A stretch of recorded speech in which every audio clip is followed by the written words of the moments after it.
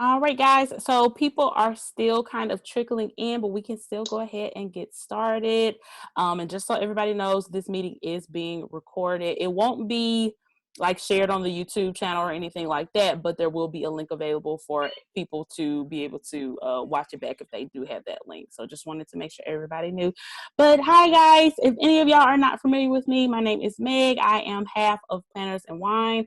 I've been working with Archer and Olive for about the past month or so on everything Black History Month, and we are so excited to share another Zoom with you guys. Today we'll be talking with the lovely Laura, and I will go ahead and let her introduce herself. Hi, Laura.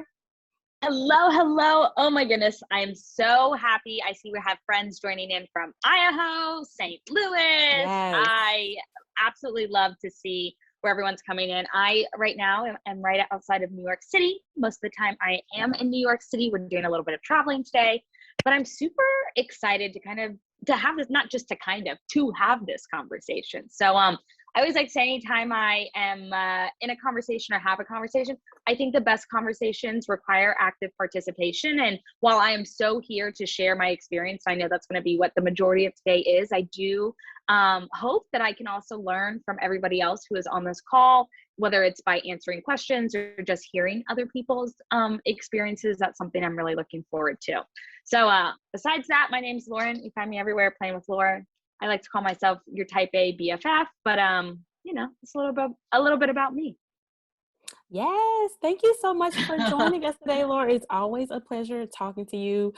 We get to talk a lot, so but now we just get to talk with other people, and it's going to be really, really great. And yes, we definitely want as many of you guys to participate as possible. Feel free to type in the chat, comment on anything we're talking about, ask questions, and there is a feature on Zoom where you can raise your hand. And if I see your hand raised, I can unmute you, and you can ask your question out loud, or like I said, you can just ask it in the chat. That is totally fine as well. So yeah, let's go ahead and get started. So what we're talking about today is basically our different experiences as Black people that we all have. We all have had, similar shared experiences growing up, but nobody has had the exact same Black experience growing up. So what I did really want to talk to Laura about was growing up in a biracial household and her experience as a biracial person. So let's just go ahead and start there. Laura, Yeah. how has being go ahead. No, you're good. Go ahead. No, you just know me, and I like to just jump 100% into it. That's why I love you. I'm going to give you a little bit about me and what being biracial has meant to me. But while I'm doing that, I would love if y'all either in the comments or raise your hand and come off of mute. I think one kind of thought piece that I would love to start with is what do you think the Black experience is? And I put that out there to say that there's no right or wrong answer, but I think it's really important to see how we all come to a conversation differently. Yeah, I love that. So I would love to hear what you guys think the quote unquote Black experience is. And so I'll speak a little bit about me. Like Meg said, I am biracial. So I grew up in a household with a white mother and a Black father. It's not funny. It's actually really sad. But up until recently, I used to tell people that I didn't have a Black experience, right? I had Black people in my family always, and Black people always around me, but I grew up in a very predominantly white area. And I would always say racism would happen only when I was with my dad. He was the Black one in the family, and that's the only time I ever experienced racism. But I used to always say and kind of joke around with friends and things like that and say, I can pick what I want to be dependent on the day. And I think what the hard thing for me as I explored it through therapy and just in life was realizing that I didn't get to pick what that was. No matter how hard I tried to be white, whether it was fitting into a white society, only wearing clothes that all of my white friends could wear, really using language that affirmed whiteness or was seeking the approval of whiteness, the world was never going to see me that way, And so I spent years and years and years trying to fit into this mold of who I was. But the world kept telling me, I'm so sorry, you're Black. which I think in more recent years has become like, I would say it's like, I love being Black and I'm biracial, but I'm also Black. And I think that is a very confusing thing that I would love to get more into and discuss more of that. Yeah. But being biracial has shaped everything for me. It shaped the experiences that I've had, the experiences that I have learned about kind of later in my life. It's, again, not funny, kind of sad, but there were so many things just regarding language that I didn't know. Like the word microaggression was something I didn't learn until I was like in college, and I would say like, oh, racism never happened to me. And then I'm like, oh, I remember in the 4th grade when my teacher told me I either needed to cut my hair or she was going to move me to the back of the class because my hair was in a fro and nobody could see over it. And I had to be, and so like I had to be moved to the back of the class.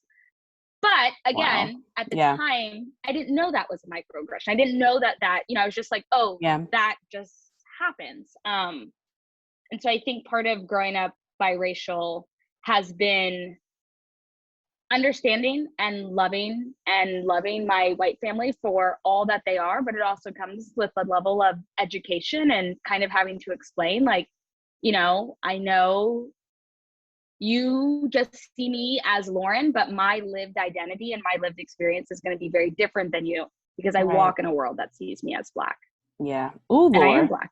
You just said a mouthful. Oh my gosh. And I feel like everything that you said and everything that you've gone through, like, really just highlights the fact that there is no singular Black experience. All Black people, whether biracial or whatever, have just such totally different upbringings and just such totally different experiences and have just totally different feelings on what it truly means to be Black. And so we definitely have a couple of comments in the chat.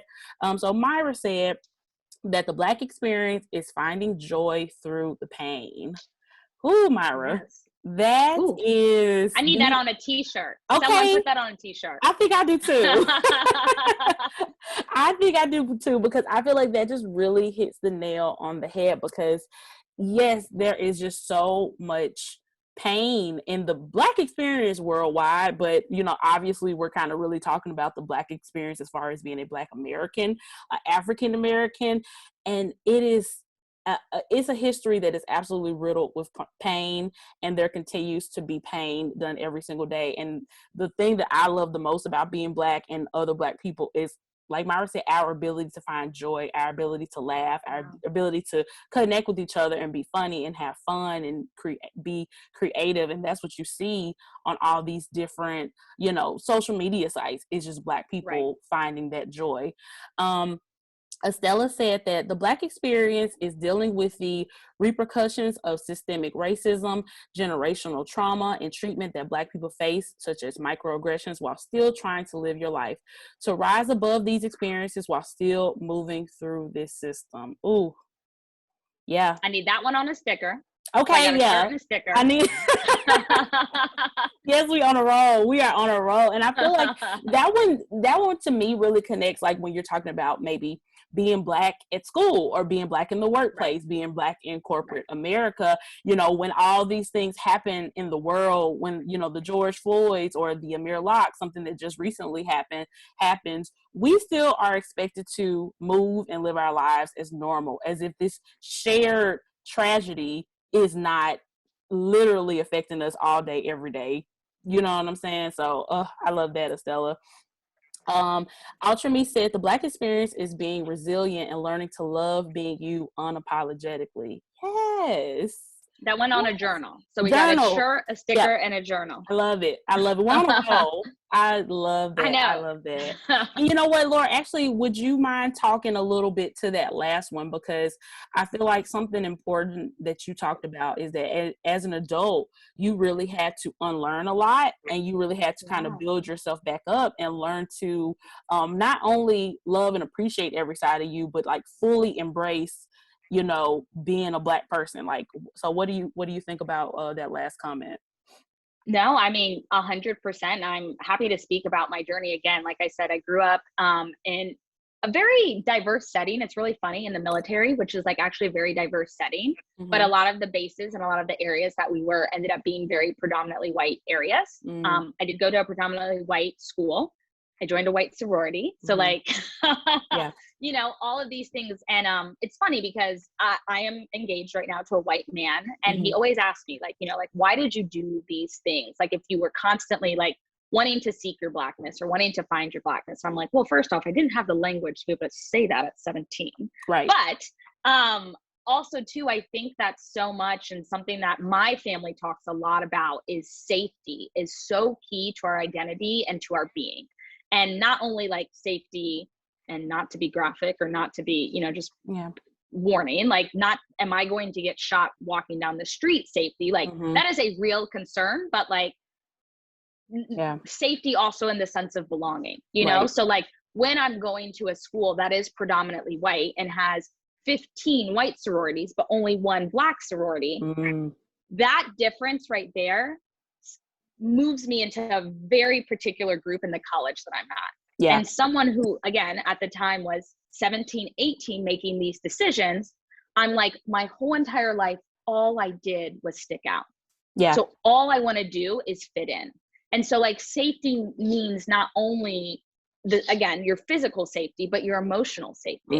And part of that emotional safety for me was guarding all of that. And I think, you know, ever since I graduated and going through that process, like the minute I graduated, I like stopped talking to everyone I went to school with. Wow.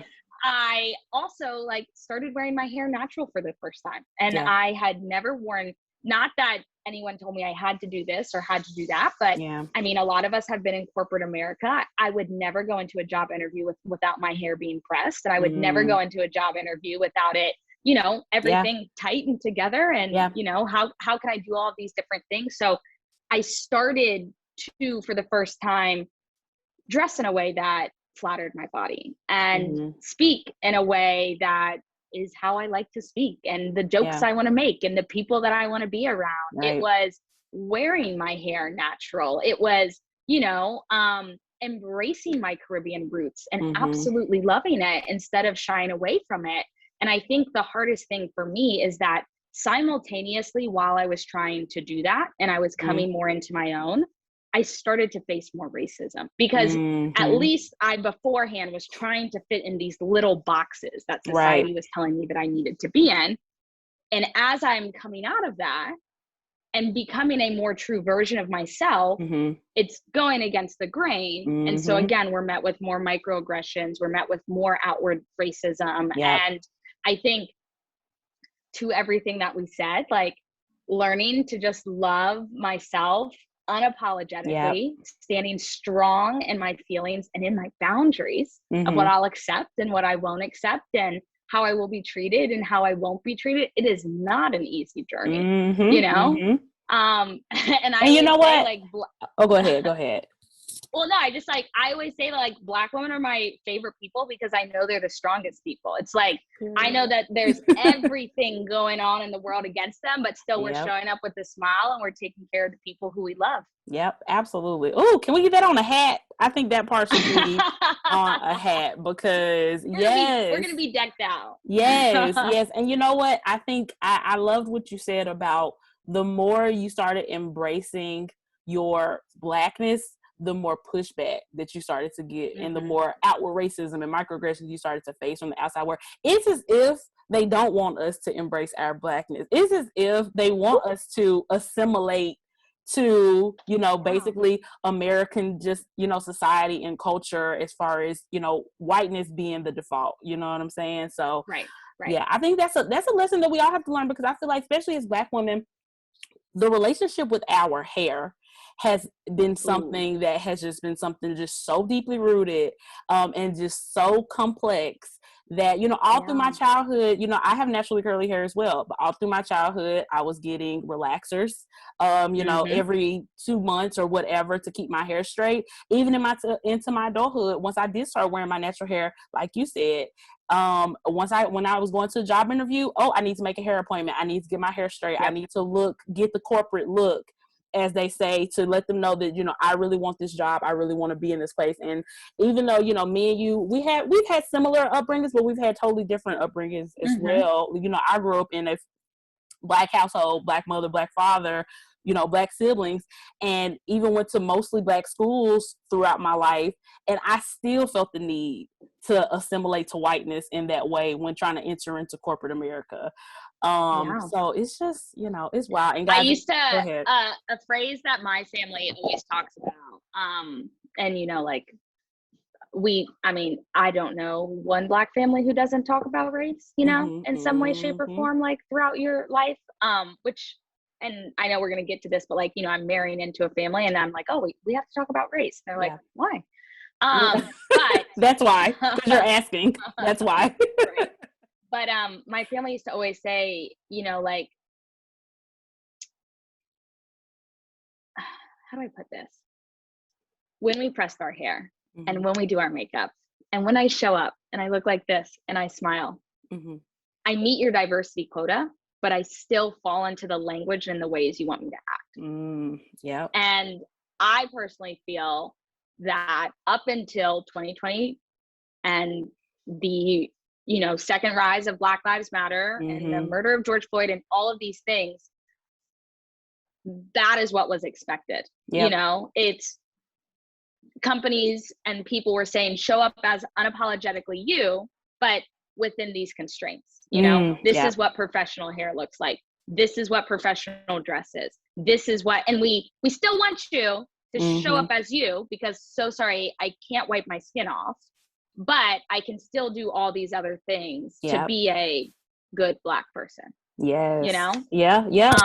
Estella said in the chat, respectability politics, so many, even some prominent figures in Black culture, were they kind of assigned to that, pull your pants up, have on a belt, straighten your hair, do this and do that. Like, even strong figures in the Black community have unfortunately fallen prey to that just because of, pressure, from white America. I'll just say that. White people. So let's get into a question. So I would like to know, what was it like for you growing up in the area that you did, and how do you feel like that shaped your racial identity? Yeah. So like I said, we're military, so we moved around a lot. I will say on military bases, it was so great just because like you did have just such an influx of families coming in and out. I learned so many new things about different people. I will say that we did spend a majority of my time down south. And I think that has influenced, again, like who I thought I needed to be, what a Black Southern woman is and how she acts. And, really all of those things. It's funny now because the second I finished undergrad, I moved up north and I was like, okay, the South is a lot. I can't deal with it. I'm going to move up north. Yeah.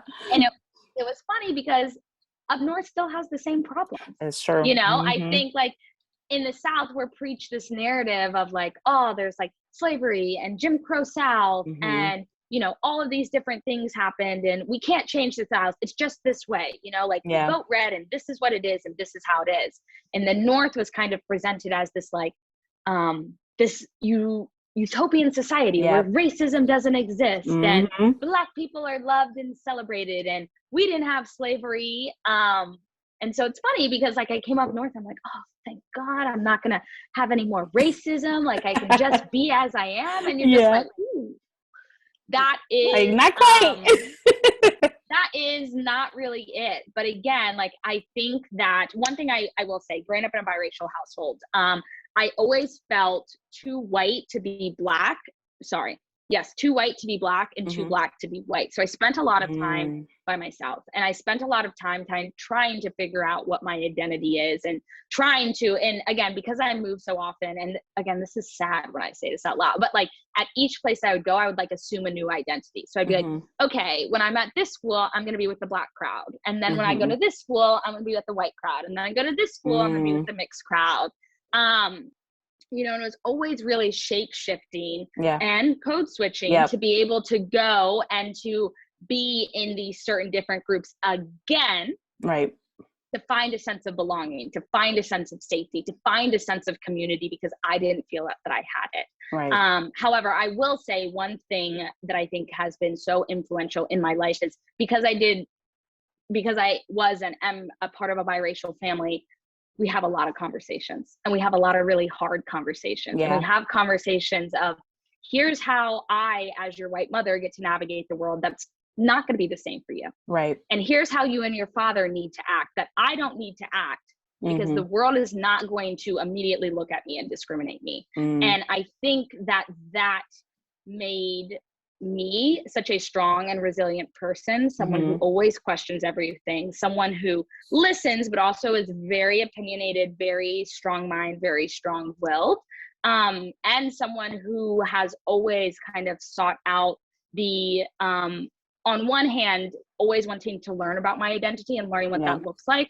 But also on the other hand, for me, kind of education, these awkward conversations, those aspects, for me, find, I don't want to say easier, because they're traumatizing and because they come with their own like racial baggage, but because half of my family is white, I have had to sit down and say, this is my lived experience, and this is what I go through, and this is what this means. And I feel like I have a pretty high tolerance for kind of that education piece of wanting to sit down and be like, okay, let's talk about it. Or here are really great podcasts, or here are really great books, or those ignorant questions that you really shouldn't ask, like ask them to me. Like, I would love to talk to you about these right now, so that, again, I can't speak for the whole Black community. I can only speak to my very, very limited experience, but hopefully this will give you a frame in which to reference things. And so I think that for me, has been something that I find myself uniquely situated as, because I come from these two very different backgrounds. Right. Ooh, girl. Yeah. And guys, if anybody wants to speak about their upbringing and in relation to their Black experience, or feel free to, raise your hand on Zoom and let me know, and I can call on you, or you can just keep putting your comments in the chat. Absolutely loving those. So Christina said, sounds like The Warmth of Other Suns. Is that a book? That sounds like a book title. And it sounds like a really good book title. So give us some info. Myra is nodding her head. Can you confirm that that is a book title, Myra? Hold on, I'm muting you. Can you ladies hear me? Oh yeah, go ahead. Is that you? It's Christina. So yes, it's a book. Lauren was describing her migration from the South to the North, and so the book, The Warmth of Other Suns, talks about the Black migration from the South to the North in search of safety. And so it made me think of that, because I think in my experience, we are often in search of another place to be for safety. And oftentimes it's due to racism, but also, well, I guess it's probably all due to racism, because even when we with ourselves, with our people, we're still in search of something else. And this idea that we leave our neighborhoods to be with white people, that's still about racism, but it's also, to Lauren's point earlier, is about safety. And that's what many of us are still in search of. And it just reminds me of that story of the Black migration. It's a really good book. It's long, but it's really good. I suggest it on Audible if you like to listen to. Oh, that's a really great idea. Thank you. That is a great suggestion. I'm definitely going to look up that book, because girl, it sounds like, and you know what, we can kind of talk about this search for safety that we're all kind of on, because I feel like we've all had situations in our lives where we have just not felt safe to be ourselves, be authentically us. And, that's why I love that we were able to put together this Zoom, because the whole intent is to give Black women, Black people, a safe space to be able to talk about these things that we are not usually afforded, especially on social media, because there's always a lot of, other people, well, why does everything have to be about race and all that type of stuff? So it's like, my question to you guys, and anybody who wants to chime in, either in the chat or if you want to talk out loud, feel free, or Laura, Myra, either one of y'all can talk about this. where and how can we be safe? I know that's a huge question, and we're definitely don't have all the answers, but let's just try to unpack it. Like, where and how can we be safe in social media, you know, using these social networks where there is so much vitriol and hatred and racism? Like, where and how can we be safe? I mean, I'm happy to jump in for a You second, can and then I start. saw You Myra can unmute start, girl. herself. But Yeah. I saw Myra unmute herself. I know for me, I always find safety in like shared experiences, you know? And so part of that I think is sharing our stories, but also like for me, like in music, you know, like I really resonate with a lot of Black artists and Black literature. And you know, sometimes I feel like you have to manufacture that safety. Like if your environment and in the areas that you're not around, like I wish I could be around all my family all the time, but I'm just not. And so sometimes I'm just like, okay, like this is going to be my little Black circle right now. Yeah. And you know what, for me, I think I am finding safety by, I'm just being extremely intentional about who I am around and who I allow to be around me. I feel like throughout my life, you know, I'm sure a lot of Black people, we've caught ourselves up in respectability politics, being polite, not wanting to come off as the angry Black woman or anything like that, and allowing the most offensive, you know, egregious racist stuff and people to be around us, you know, just for the sake of seeming nice or being polite. So I'm not doing that anymore. I just, if we don't vibe, and if I feel some microaggressive behavior, things like that coming from you, if I don't see that you're coming from a place of truly just wanting to learn and truly wanting to be an ally and truly helping the cause, which is not just a Black cause, it should just be everybody's cause to make a more equitable society, then I'm not gonna fool with you and I'm not gonna be nice about it. It just is what it is, you know, because we've been nice and we've come a long way, but we still have a very, very long way to go. So I'm just over the point of being nice about that type of stuff. Myra, go ahead and tell us, how are you creating a safe space? You actually took the words out of my mouth, I I think Christina said it too. Yep. It's honestly creating those boundaries and being very selective of who I let in my space and talk to and really open up to. And it's unfortunate that, I mean, we're talking about the craft and planner community. It's unfortunate that I can't just come into this community as is and be myself with everybody in this community.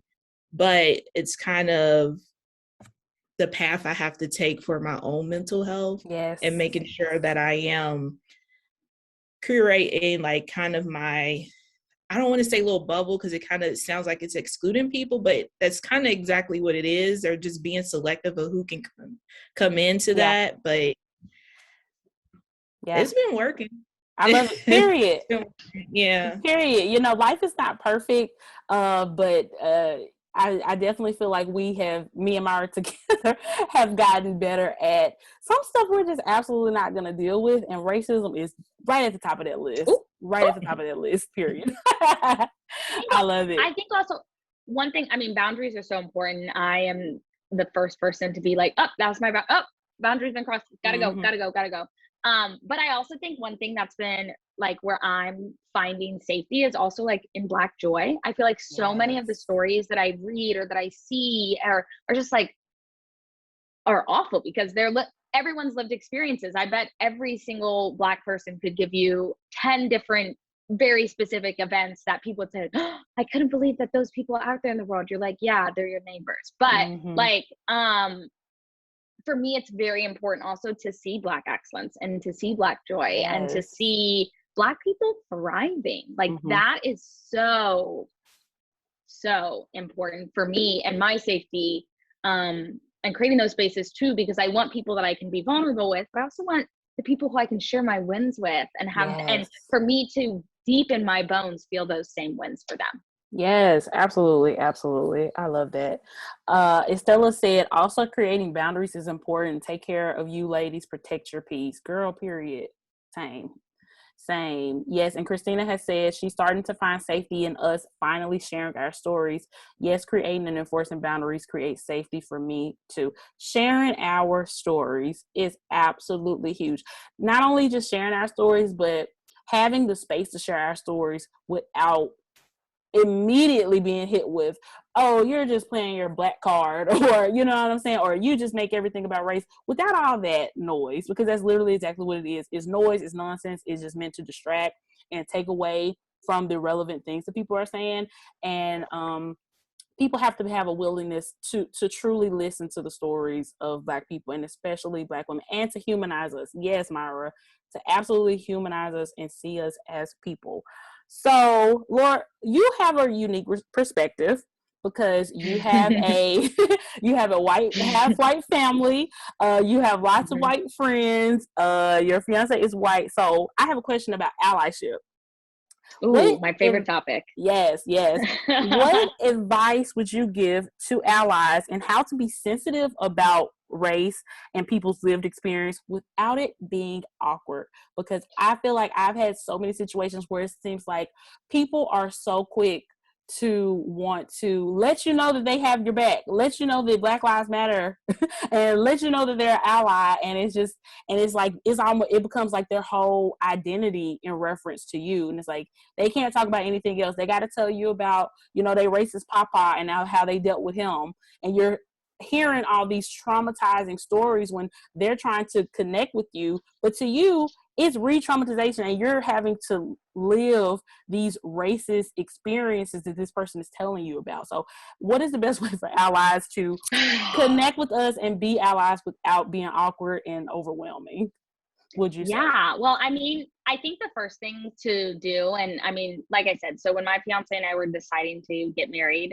the first thing I did was get us in couples therapy, not because there were any problems or anything like that, but I was like, you have to understand that for the rest of our life, like our children will be biracial. Like for the rest of our lives, we will be dealing with race. Yeah. And so it's awkward. Like there's no way to not be awkward because it's awkward. And when you do not identify as Black, dealing with Blackness, I think what is so hard is that, and I'm going to try not to get too philosophical here. I don't think that people are inherently good people or inherently bad people. I think that people are safe or they're not safe. And so in this context that we've been talking so much about wanting to find safety, we want to surround people that are going to make us feel safe, again, physically, but also emotionally, respect those boundaries, respect all of those different things. And I think what's really hard is that a lot of the time when we have conversations, we come to it from a very emotional place. Yeah. And a lot of the time we mistake our emotions, not Black people, white people in this instance, mistake their emotions as truth. You know, so when you say, hey, this made me feel X, Y, and Z, or this experience has happened to me, they respond with, well, I didn't mean to do that, or that didn't happen, or that's not how I find, you know, I don't interpret it that way. And I think what's really hard in conversations like this, and what I have found in my own personal experience, is that white people don't really want to ask questions to Black people. I think they kind of know now that that's bad, or you shouldn't question it, or that you should sit and you should listen. Yeah. However, what I have found, and where I think true allyship really lies, and what I found in my own experience, is that if there's something that myself or my father experienced, it is easier for my white mother to talk to her white family about it, even though it is our lived experience or it is something that we are going through. It comes off as much more palatable, even if we say the exact same words from whiteness to whiteness. Yeah. And that in its own self is its own power dynamic. Yeah. A lot of racial biases tied up in there. Lots of things that are going on. Right. It's almost like they take it more seriously coming from her than they do coming from you guys. Yeah. Right. And so I think in that very specific scenario, or in a scenario like that, you know, I think where that true allyship lies is not what you're doing in front of me, but you're doing when you're not around me. Right. Yes. When you are in conversation and someone says something, how are you addressing that? Or if you're witnessing something happening, are you speaking up to that? Or when your papa or whoever makes a comment, do you still engage with him? Or do you cut him off because that is something that you say that you don't tolerate? And I think that's truly where that allyship lies. Now, I am so happy to recommend, and I also think that allyship, again, is a verb. It's something that you have to prove every day, and it's something that you probably have to prove multiple times during the day. I also don't think that it happens in these very finite matters. And I think that truly, and like, listen, John Michael, my fiance, white man, never going to be Black, never going to understand Blackness. But it is important to me as the, you know, God willing, we're allowed to have children, like the potential father of my children, that he stays up to date on Black culture, on Black news, on Black literature, on all of these types of things, you know? And so it is subscribing to different podcasts to listen to different perspectives. It is constantly reading Black literature, not just White Fragility, because that was put out on, and everyone told everyone to get that book. Like, you know, it's not just how to be an anti-racist once, and it lives on your bookshelf so people can come by and be like, oh my God, I love that book. You know, it is constantly and actively engaging, and it is awkward. And it's a lot.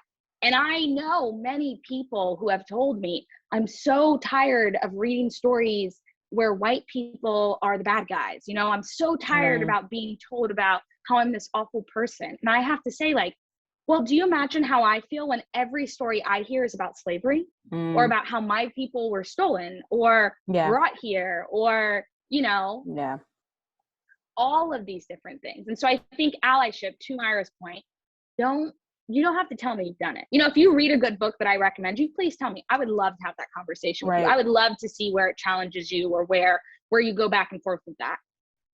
But actively do these things, you know? And I think, like, as my part, you know, like, again, I am Black and I am white, but I think as my part to be someone who hopes to be an ally for the queer community or for, you know, the Latinx community, I have to do these same things. Exactly. And it's a constant journey, and there will be mess ups and there will be awkwardness and there will be things that you don't really know. But I would rather you show up messy and show up imperfect than not say anything at all. I would rather you say something in a conversation that, like, almost gets there, maybe, you know, rather than you just feeling silent because you didn't know what to say. And I think that's where it's hard. Because it's the thing, it's like, I mean, I feel like allyship is literally just like anything else. Like, you can almost think of it as like a sport. You're not going to get better if you don't practice. And so when you have those opportunities to say something or protect somebody of color, and you don't take it and you just fall back on, well, I didn't know what to say, I didn't know what to do, you're never going to learn if you don't try. You're never going to learn if you don't try. And that person in your life who you attempted to protect, they will appreciate your attempt way more than you just telling them later, well, I knew that wasn't right that they said that to you, but, you know, I didn't really know how to respond. Or thanks a lot.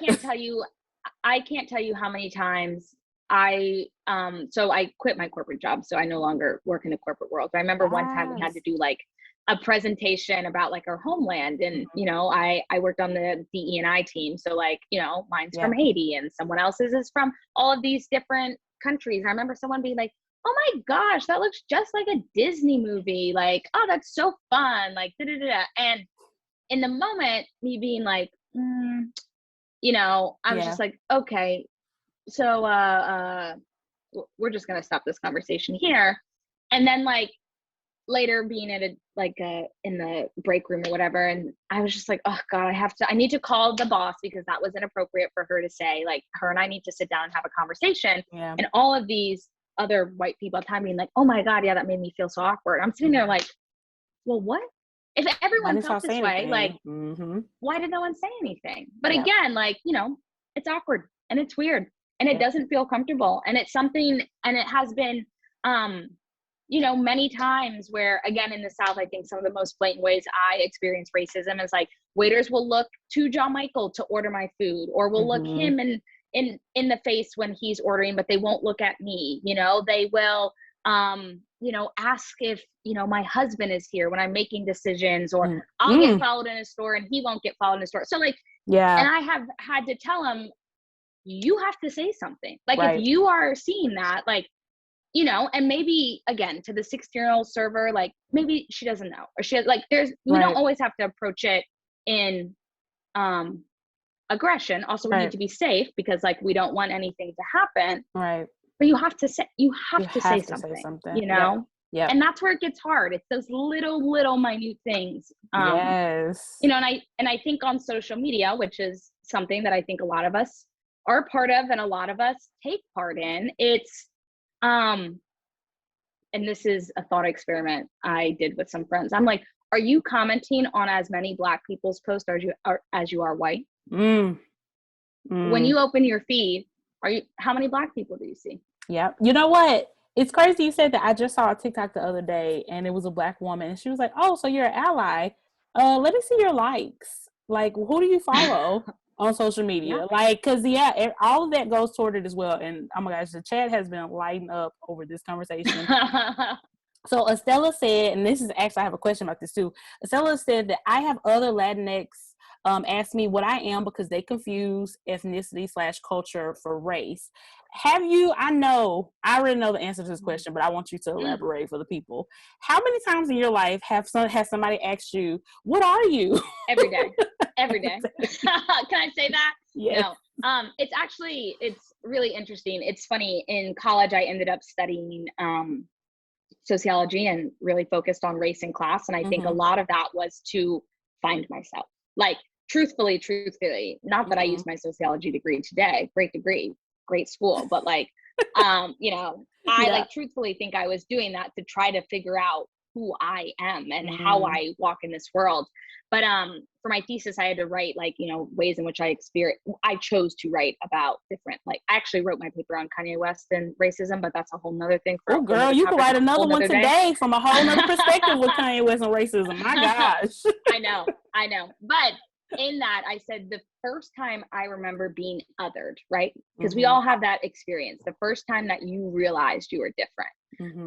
And mine distinctly was in the 3rd grade, and I was outside playing, and a little girl ran up to me and said, so where are you adopted from? And I said, huh? What are you talking about? And she said, well, you don't look like your mom and you don't look like your dad. And the only people who are like that are adopted. And I remember going home and like bawling and was like, I'm adopted. Like, I can't. And my mom said, who's this little girl? Yeah. I said, well, Mom, we're not gonna fight a 4th grader. But that was the first time. And it happens all the time. Yeah. You know? And crazy. The way that I approach it, and again, I think a lot of this has to do with age and finding myself and all these things, is that like the first time I have it, I get it. Like, and I think different cultures are very hard. I've lived in a couple different places. Like, culture is hard and they're different. And not that we give that a pass, you know, but I think that understanding things through a different lens, like there has to be a little, for me at least, there's a little level of like gentleness. And so the first time that it comes up, or like if an Uber driver is talking to me, I'll say like, oh, you know, like, hey, just to let you know, like, you know, I'm Black, my family's from here. Yeah. Actually, this is like a little bit of a disrespectful comment. Like, I'm not upset at you right now, but I just want to let you know for future reference. And maybe that's me being too nice. Or maybe that's me like wanting to kind of like mediate this. No, that's fair. You can definitely handle that situation however you want to, and it's totally valid. But that's how I handle it the first time. Yeah. And so I'm like, okay, we give a grace period. You know, we want to invite people to the sit downs and to the conversation. So I don't want to attack you. But then kind of that second time, that third time, that fourth time, like that's where we start to be like, well, that's just ignorance, or you're doing it on purpose. Absolutely. You know? Right. Absolutely. But that's definitely fair that you give that grace period. Cause girl, I don't know. I guess I'm tired. But it's fine. Okay. Also, Estella had said, I think people have implicit biases that are constructed through these experiences as they develop from childhood to adults. These later become bias, prejudice, and predisposition. Absolutely. And that's why, I mean, obviously, from that little girl who approached you like that in third grade, clearly these type of conversations were not happening in her household. 100%. And that's Yeah. where that was coming from. And it's easy to recognize when people, and it's obviously like, you're not in control of your upbringing. You're not in control of your family or where you came from. But that's why it's important to not use that as a crutch or as an excuse, but to say, I'm an adult now. I control my own education. I can seek out this information now. Like, how you were raised, it can't have the final bearing on how you are as an adult. You have to put yourself out there and do the work to grow and learn the things that you need to learn in order to become a true ally. To me, seriously, to me, when someone over the age of 18 says like, oh, well, I was raised this way, I'm like, yeah, but you're an adult. You're like, an adult now. Great, cool, awesome. You were raised one way, but now you're an adult. You know, like, to me, like that, it's so funny, like, for the things that I excuse, and I'm, again, and this speaks to like everyone's different experience and everyone's different tolerance of like, you know, how they approach things. But I definitely am someone who's like, okay, great, you were raised one way, but you're an adult, and Google's free. Google is free. It's free. Yes, absolutely. Absolutely. Everybody has a library somewhere around them as well, or Amazon. You can buy books, whatever. You can do what you need to do to know. And to I know will not say, to be stupid. and I am not a mother, you know, like that is not an identity that I hold now. You know, and so I will turn this one over to the moms. But I guess my question to you guys would be like, how do you celebrate diversity in your households? That is a great question. Yes. You know what? Actually, I was going to ask you something similar, but we'll get to that in just a second. But I love that. For me, I try to have my child watch as much Black and diverse programming as humanly possible because, you know, she's an iPad kid. I let her have screen time, but I try to make sure she's watching things where she's able to see herself. And she gets so excited when she sees herself in these things. Obviously, you know, diverse books and music and just every single way that I can. And something that I have tried to be very intentional about as well is the schooling and the environment that she's in. I'm going to be honest, I need her to grow up around other Black children.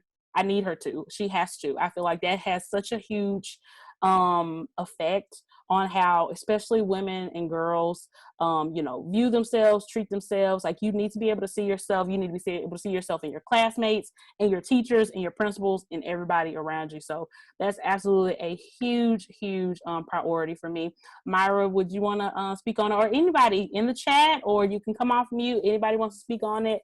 How are you, if you're a mother, how are you, or how do you plan on raising your children to, you know, make sure that they are proud about their Blackness or any differences they have from other people? Yeah, Myra, you.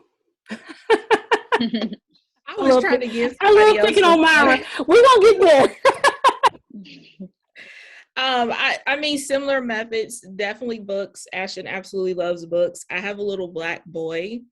So I kind of like, we're already kind of having like these discussions about race, about his hair and how it may be different. And what was important to me as well, Meg, was him being around more diverse kids. Like, his daycare is very diverse. There's different people. We talk about the difference. I don't like the whole I don't see color thing.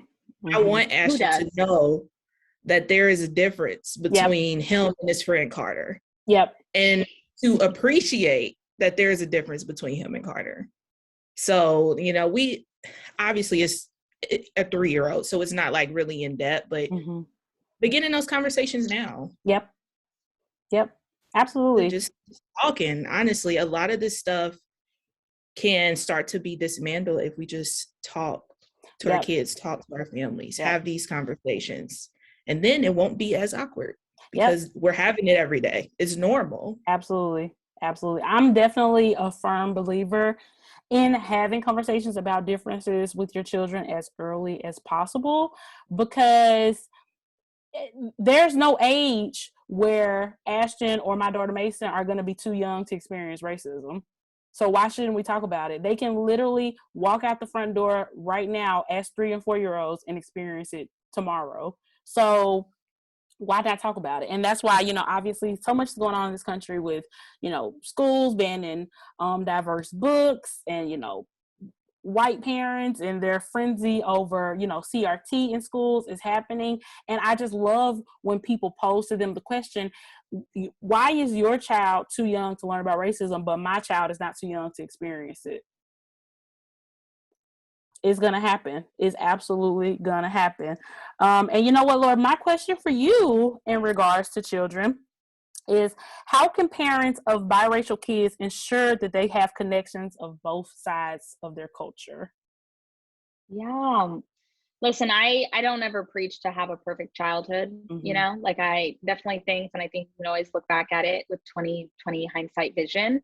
But I think important things that were a part of my household were discussions of racism. Not even just racism, but of race, in general. And I think it was experiencing both of my cultures, like spending time with both sides of my family, learning about, what Haitian food do I love and what Italian food do I love, and like feeling connected to both of those throughout my childhood, I think was so important to me, and is something that, again, hoping that I'm be able to give to my future children or a part of my future family. But I also think too that it is, in my specific case, very easy to find white things, and it is harder. And I think it is sometimes not only like trying to seek out those spaces, but also seek out families who maybe look the same of us, whether it is black and white as the biracialness, or just two different cultures coming together, or two different religious identities coming together. Just seeing and being around families who have a mixture and being able to kind of have those open conversations. I know it's something that John Michael and I, like prioritize in friendships, or being friends with couples who are blending families, whatever that may look like. I love that. I love that. Sam had said earlier in the chat, she said, allyship is a system, a habit, a daily practice, not a goal you check off when you get there. I love that in reference to allyship because, a lot of people read, white fragility and stuff over, the summer of 2020, and we hadn't heard back. So let us know. My favorite thing about white fragility is all of the books that everyone read in the height of 2020 were books that had circulated Black communities years ago, and so it's funny because white fragility came out in like 2017, 2018 or something, and it was so funny because I had read it and I had talked about it with my friends, and it was sitting on our bookshelf, and I remember it's happening. John Michael's sitting there on his computer like, okay, I'm buying How to Be an Anti-Racist and White Fragility, and I'm like, don't buy those, they're already on our book, they're already on our bookshelf. Like, they're here if you want them, right. And I don't know, that's just a story, my favorite height of 2020 story, like we don't have toilet paper, and then we're also trying to buy books that we already own. I love that. Oh my gosh, you putting John Michael on blast is just giving me life. We love John Michael.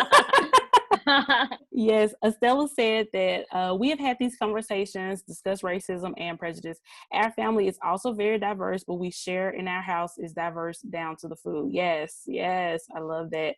Altrami said her family is very diverse as well. That's the thing, I feel like, and even if you come from, like, my family is a fully Black family, there's still diversity within my fully Black family because my family is all over the country. So, I have family, majority of my family is in Tennessee, but I have family who was raised in New Orleans, raised in Chicago, raised from, in New York. And we all have different experiences that we should openly talk about. And it has shaped our Black identity, and we can still learn a whole lot about each other. So.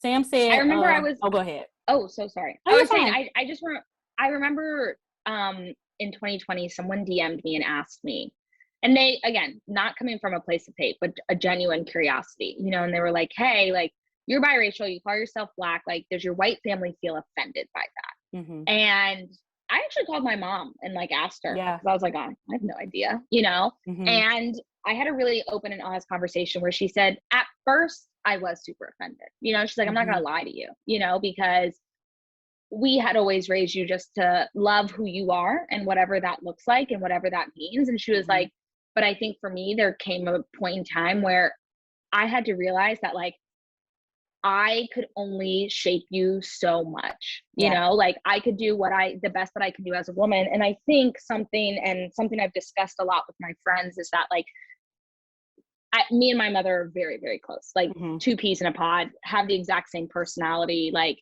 and I think what's so hard is that my biggest role model is a white woman.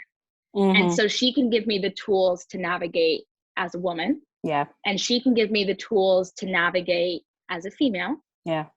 But I also saw a worldview that had white privilege. And so she gave me the tools, hypothetically, to navigate the world with white privilege. Yet that's not something that I have. Right. And I think that, again, she did the best that she could. I mean, she tells me all the time, like, if we could do it differently, we would. Like, again, hindsight is 20/20. There's no blame. There's, you know, there's like, this is not a bad thing. This is just a fact, you know, of like, she gave me all of her tools to the best of her ability. Yeah. Yet they were white, you know? And so like, I had to relearn this kind of roadmap that I had was a white woman's roadmap to the world, you know? Yeah. And that was something that I very much had to relearn, readjust. Something I'm still sorry, our dog wants to hang out. Something I had to relearn, work through, redo all of those things, because I'm not a white woman, right? You know, and that's where I've had to rely on my aunts and my cousins and other strong Black women in my family. Yeah. To help me navigate that. Absolutely. Yeah, that's awesome. I'm glad you were able to learn that. And you've kind of had to just kind of build your own roadmap from, you know, taking the things that you learned and just putting it together in a way that works for you. Yeah. And I think all of it comes from a support system. And, you know, thankfully my family has been able to be that support system. I know that not everyone's family is that way. So whether your support system is your internet family or the family that you choose to put together, or it is your spouse or your partner or your kid, like, you know, I just think that finding that support is so crucial. Yep, it is. It absolutely is. Yep. Yeah, guys, we're going to wrap it up a little bit now. So if you have any last minute questions, this has been such a great conversation. Oh my guys. If you have any last minute questions, go ahead and put those in the chat, but I'll go ahead and read some comments that we got. Sam said, I am not Black. I'm not Black, but I am biracial and a mom. I would throw into that experiencing and sharing your culture that is not whiteness more than your white culture and experience, because whiteness is so elevated outside of your home, you have to counterbalance that. At least we do in our house. I love that. So she basically saying she is a biracial person, and because whiteness is so focused on outside of the house, they kind of like work harder to truly elevate Blackness within their homes to balance that out. I love that. I think that's very, very important in raising biracial children, or really, honestly, raising Black children, period. I think that's very important. Estella said, so beautiful. Our children have also seen these experiences within our family. Like, I'm Latinx, but racially we are indigenous, Afro descendants, African diaspora, and the colonizers. Yes. Alchemy said, it's hard to explain to people sometimes as well that many Black families come in various hues of brown skin, but we are all Black. I love that. That. Yeah, guys, this has been such a great conversation. Lord, thank you so much for being so open and so honest and willing to talk about your experience, your upbringing, all that good stuff. If you can let everybody know where to find you if they want to follow you on social media. Yes. Oh my goodness. Thank you guys so much. The chat has been, I just thank you for being vulnerable. Thank you for being open. Thank you for sharing your stories. I am Playing with Lore everywhere: Instagram, TikTok, Facebook, if that's still around these days, YouTube, just anywhere.